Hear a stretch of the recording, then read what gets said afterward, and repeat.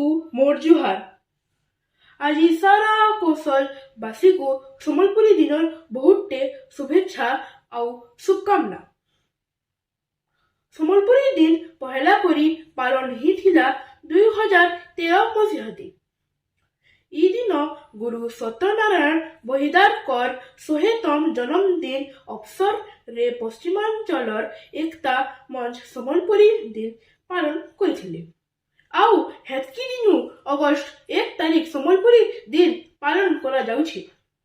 ଗୁରୁ ସତ୍ୟନାରାୟଣ ଥିଲେ ଜଣେ ଶିକ୍ଷକ, ଲେଖକ, କବି ଆଉ ସମ୍ବଲପୁରୀ ଭାଷା ପ୍ରେମୀ।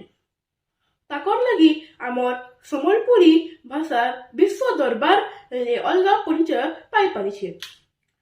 ତାକର ଜନ୍ମ ହେଇଥିଲା 1930 ମସିହା ଅଗଷ୍ଟ 1 ତାରିଖ ସୋନପୁର ଠାନେ। ସେ ସମ୍ବଲପୁରୀ ଭାଷା ଥି ଶବ୍ଦକୋଷ, ବ୍ୟାକରଣ, ସ୍ୱର୍ଥ ଏନ୍ତା 117ଟା ବହି ଲେଖିଛନ୍।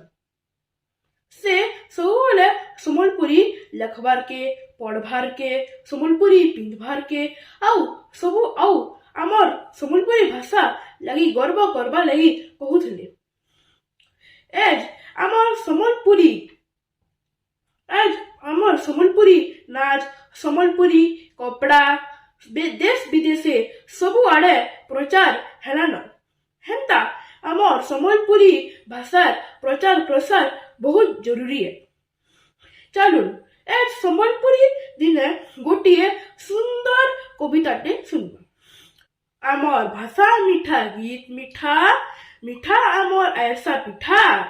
আমার সম্বলপুরী বজা গজা, তার তালে নাচলে সতে লাগছি কেতে মজা, লাগছি কেতে মজা।